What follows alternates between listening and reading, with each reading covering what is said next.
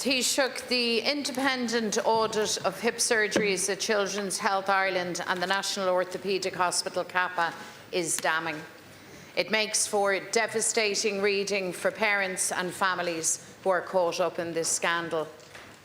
One of those, a heartbroken mother, contacted us. Her daughter was just 4 when she had surgery on both hips. And this mother is convinced, based on her reading of the audit report, that her daughter didn't require either operation. Here's what she wrote. "I am gutted to have let my daughter down.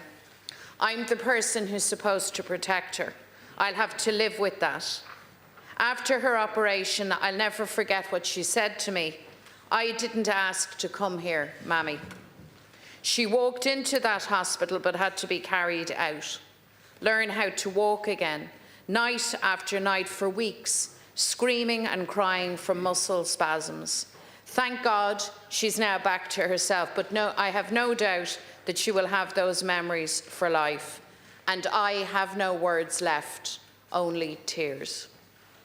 2,200 letters have been sent to parents, and all of them now ask themselves the same question. Was my child put through the trauma of surgery that wasn't needed?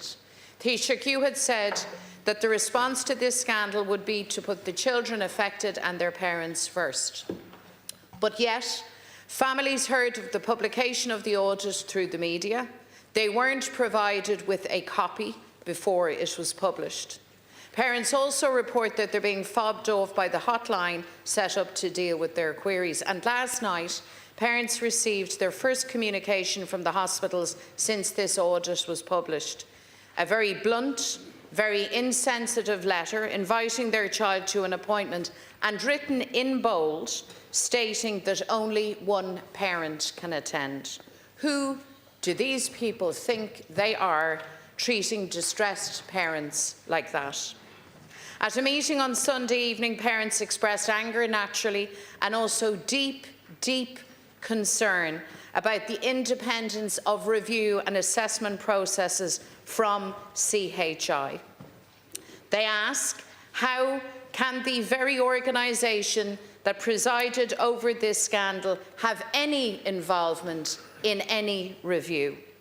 CHI is mired in scandal and catastrophic governance failure, unnecessary hip surgeries on children, unauthorised springs in children's spines, and we also hear a CHI consultant was delaying treatment and referring public patients to his own private clinic, being paid thousands through the National Treatment Purchase Fund.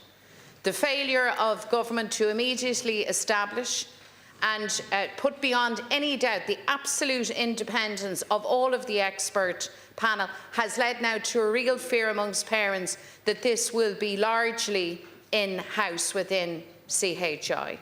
And there's been no excuse for delay, Taoiseach. Your government have been aware of this scandal for an entire year, but your failure to prepare means that parents now face that cruel prospect of waiting months with stress and worry before they can find out if their child was operated on unnecessarily. Tish Mahori Fáca cúpla mí fanna chun fólamach cura lana faoi obrad gon gá, sin tura chur chuig amal an rialtas. Taoiseach, government now really needs to get its act together and do right by these families. So can you guarantee that every child who's had these hip surgeries since 2010 will have their case reviewed to determine if the operation was necessary? And crucially, can you assure parents that the expert panel will be entirely independent of CHI? Taoiseach to respond. Príomhrod ná, gur an rud is tochtaí ar fad ná, na leanaí agus a fór na hoibríide seo, agus go háire na Tish Mahori, agus é an príomhaim an rialtas ná takeíocht agus cá a chóirt, das na talglíg éagsúla, agus táim anna bhórtha ar fad féin méid atá á héileú ag an tóras-cáil seo a d'ailsigh míína se chaite. Could I just say at the outset that our overriding consideration will be the children upon whom these operations were carried out and the families. That is the #1 priority of government and indeed of the Minister for Health. The findings of the audit are shocking. very, very grave. And our first thoughts have to be with the children and the family. In terms of the communications, and make sure there shouldn't be a limit of one parent on any meeting. In my view, parents, or at least a mother or a father, or may require support at such a meeting. That should be readily facilitated. Would make the point, the audit was external. So I think it's unfair to put aspersions on the government's motivations, suggesting that someone would be an in-house. The audit was external, conducted by Simon Thomas, consulted to orthopaedic surgeon at Bristol Royal Hospital for Children. And in the figures, 60% of procedures in Temple Street not clinically indicated in accordance with the criteria established by the author. In Kappa, 79% not clinically indicated. It's beyond comprehension, but we need to find out why and how did that happen.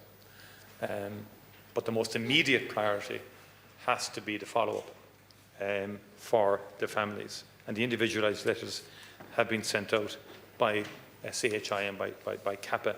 And an expert reference group with international expert input is developing the criteria against which future multidisciplinary team assessments will be made, and that will be in place within the next 2 months. But in terms of the retrospective review, fundamentally, it has to be external, and a separate process involving external experts is being established for this purpose by the HSE. The Minister has asked the RCSI to assist in bringing together a multidisciplinary external team to examine all cases that were going back over the period of time in question, which allows for about a 15-year period in terms of skeletal maturity and so forth. The Minister for Health is expediting the establishment and engagement of external experts to review these cases, not just surgeons, radiographers, and other disciplines as well. The issues raised the most fundamental concerns about clinical performance itself, clinical governance, and yes, overall governance within CHI. Other matters that the Deputy referred to in respect of a report that was published in the Sunday Times. The Minister was notified of this, I think Sunday afternoon, if I'm not, or Saturday afternoon, via immediate inquiry, had not been alerted to the existence of that internal inquiry report conducted by CHI. That too makes for shocking reading of the most profound kind, which not just goes to the heart of in my view, the misuse of NTPF funding, but more seriously raises very fundamental concerns at that time about safety for children. Thank you, Taoiseach. Deputy McDonald. So I think it is now abundantly clear for anyone who wishes to see that clinical governance in general at CHI is absolutely a fiasco. I know that 3 members of the board have resigned. I put it to you, Taoiseach, that the remaining members should follow suit, because clearly what is needed here now is root and branch reform and change, transparency and accountability. And the parents, I voiced these concerns around the independence of this reference group, the full independence of it from CHI, because that is the concern that parents are bringing to us. They have been catastrophically failed. Trust levels are on the floor. This involves perhaps unnecessary surgery on very, very young children. And every effort, if you're true to your word that parents and children come first, and the absolute independence needs to be given. Can you give us that assurance?